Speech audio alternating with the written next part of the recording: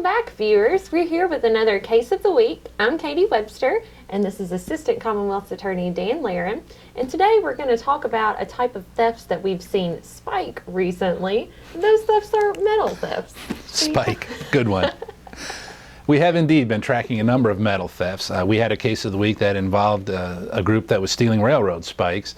This particular case involves the theft of some other metal items, some old vehicles, antiques, some metal racks and things from a local grocery store. What case do you have in mind today? Well, this young man's name is Jeffery Taylor. Mr. Taylor came to the notice of the Lexington police in late 2011.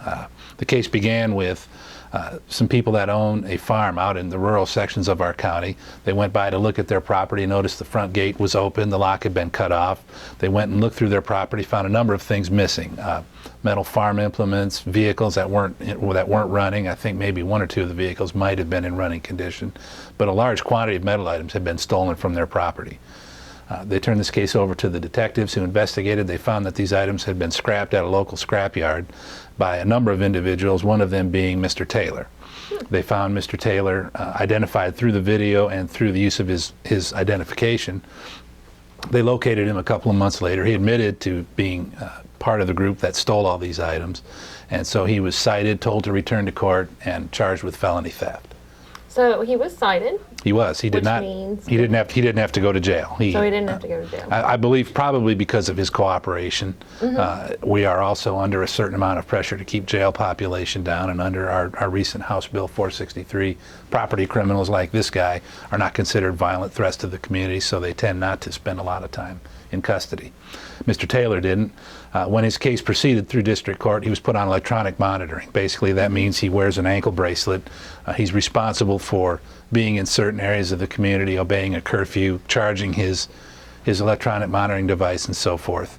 And so while he was on electronic monitoring, he failed to charge his monitor, disappeared from the sight of the authorities, and was located less than a month later and charged with another felony theft. Well, what was he doing at that time? Well, he went to a local grocery store here, one on Bryant Station Road, and instead of doing any kind of shopping, he helped himself to some metal racks and a metal grill that were outside the store.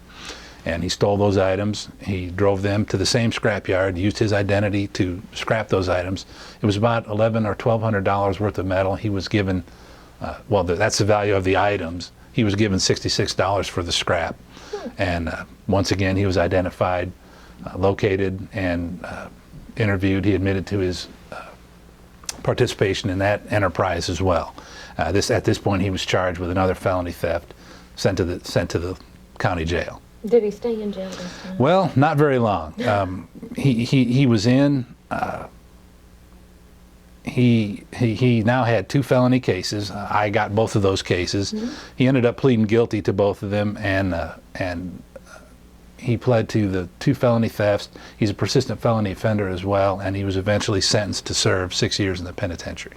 Okay, well, great prosecution. Well, it turned out well for us. Mr. Taylor he now has a total of, I believe, 7 prior convictions, 3 felonies, 4 misdemeanors. He'll be eligible for parole in July of 2013, about 6 months from now.